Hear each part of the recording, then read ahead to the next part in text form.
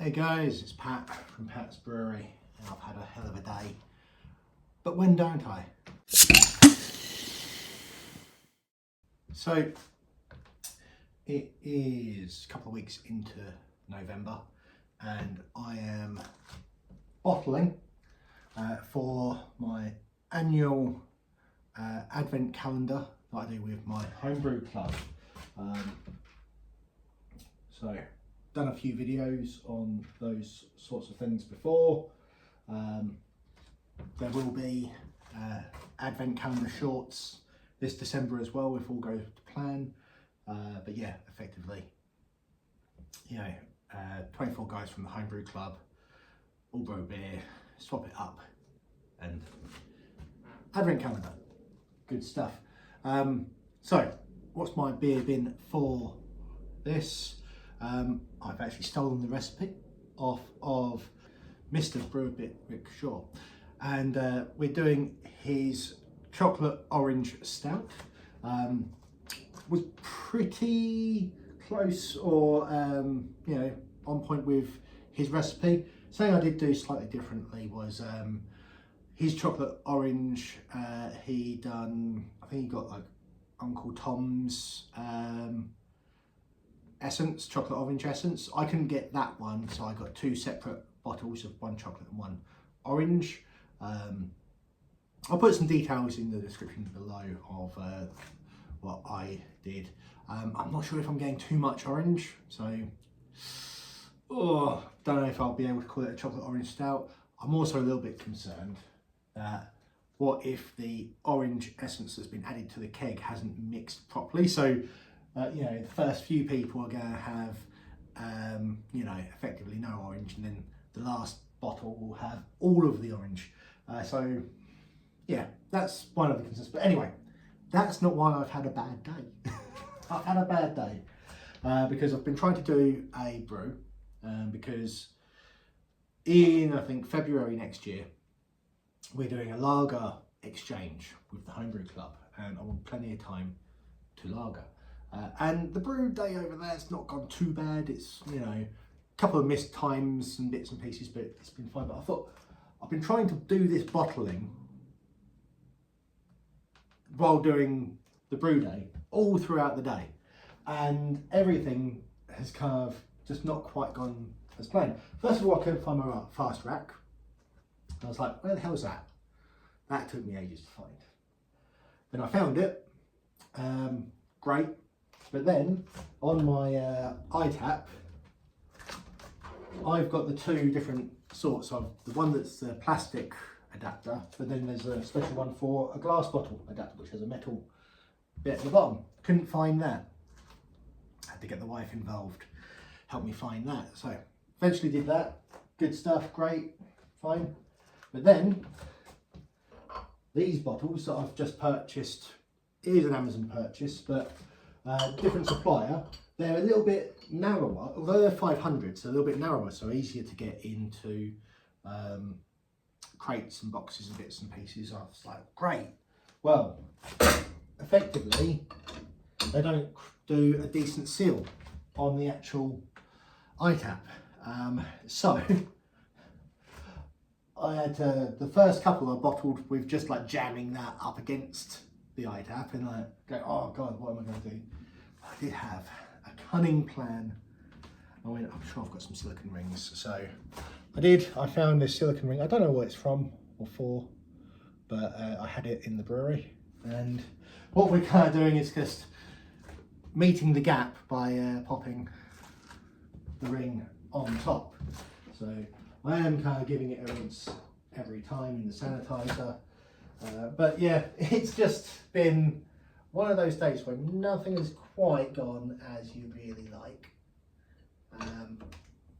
This whole ring thing isn't perfect.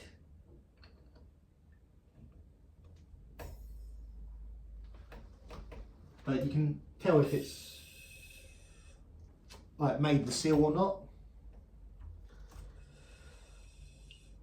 And there we go. A couple of purges.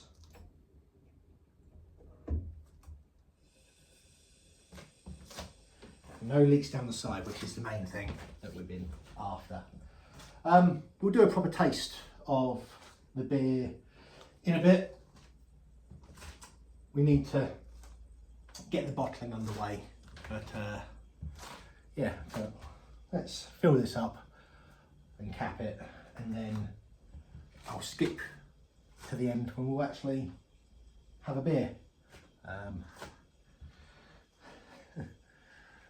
What do you think of this angle, kind of behind the scenes? Although maybe you get to see some of the mess that I keep behind here that you don't normally see from the other angle. It's funny. So, yes. Well, before I found the silicone rim, I was like, what can I do to kind of jam up the gap? And I was even like creating little, tried to get little cardboard templates, and I was like, well, would this work? And then if it kind of worked, oh shit. If it did work, I was like, okay, maybe I can get a silicone thing, or I don't know, and that might be still a better plan, but anyway. Oh shit. As I say, nothing's quite going as planned today. There we go.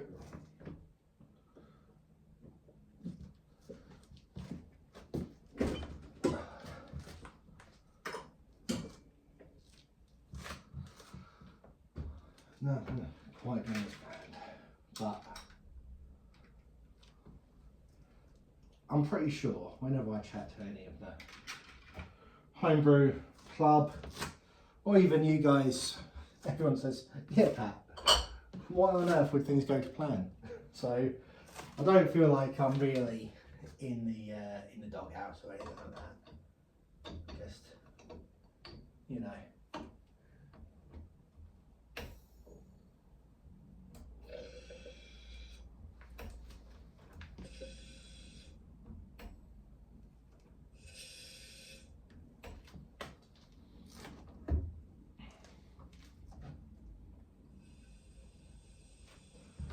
Yeah.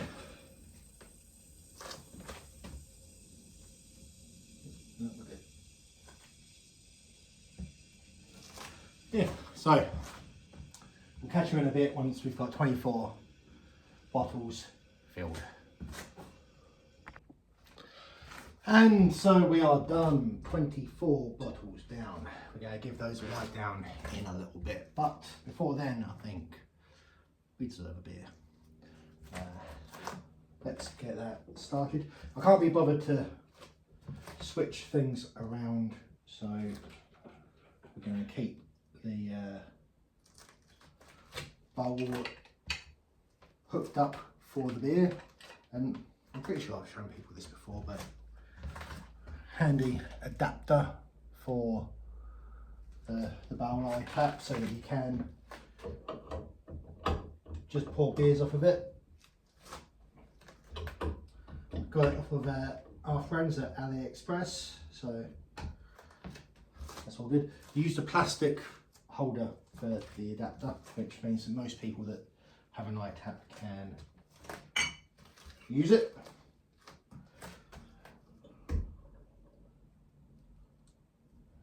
Something I will say with the bowl is it does, even with the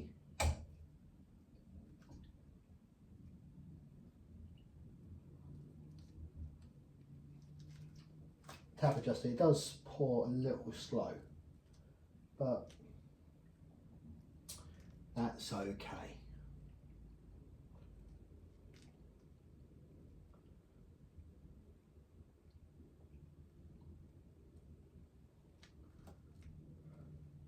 Funny enough, I actually said to the missus earlier, oh, I've got to stop drinking so much, putting on the weight, so maybe we'll just go with three quarters of a pint. So here it is, nice and black, slight creamy brown head.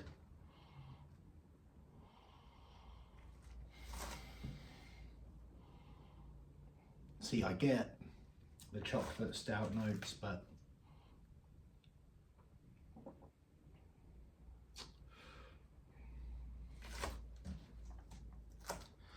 am getting a little bit of citrus maybe, but not like orange, not like Terry's chocolate orange, which is what the kind of inspiration would have been for this. But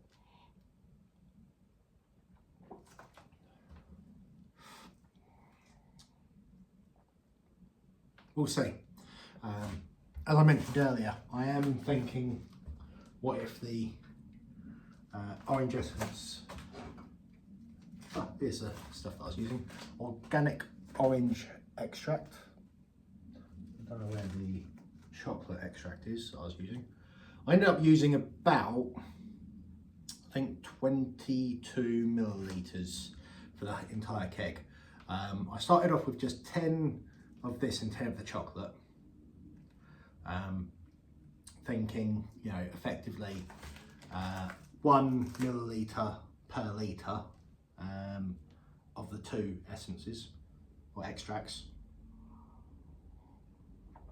But because I wasn't getting any flavour the first time around, which I think I maybe am, I thought up the dosage on the orange. I did actually put, because I had some left over from a previous brew, I had some orange peel. I think it's sweet orange peel. So I threw that in the boil as well. I don't know. I've seen people throw orange peel in the boil. I've also seen people put it in as a dry hop. I decided to throw it in the boil. But maybe that's where I'm getting this more citrusy aspect of this. We'll see. We'll see. Look forward to hearing what other people think of it when it goes out. We've got a label that I'll be printing off and putting up on it. I am at day number 6 of the Advent calendar this year, so I'll show you the label. Ta-da! And yeah, just got to arrange to do with the drop-offs and the pickups and everything else, and we're all good. But lastly, a little bit of an apology that I've not really posted anything recently. I guess I could have done a brew day video on this a little while ago, but other than that, I've not really been doing that much brewing. So yeah, when you don't have anything to share, you kind of go a little bit dormant. But hopefully we'll get a couple more videos out. As I say, I've done a lager brew day today for this lager exchange we're doing in the new year. I've also got an absolute ton of frozen strawberries, cherries and frozen strawberries. So I feel like doing another sour might be needed. Whether or not I do that this year or not, I'm not too sure. But I feel like I need to get that underway. So maybe there'll be more content coming out. As I say, we will be doing the Advent calendar shorts, so that will at least be 24 days of me on your screens. So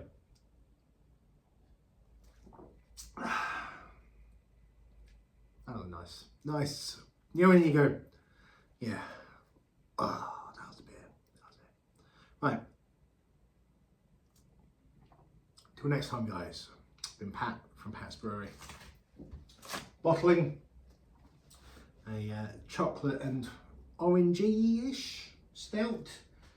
And I'll see you next time. Cheers.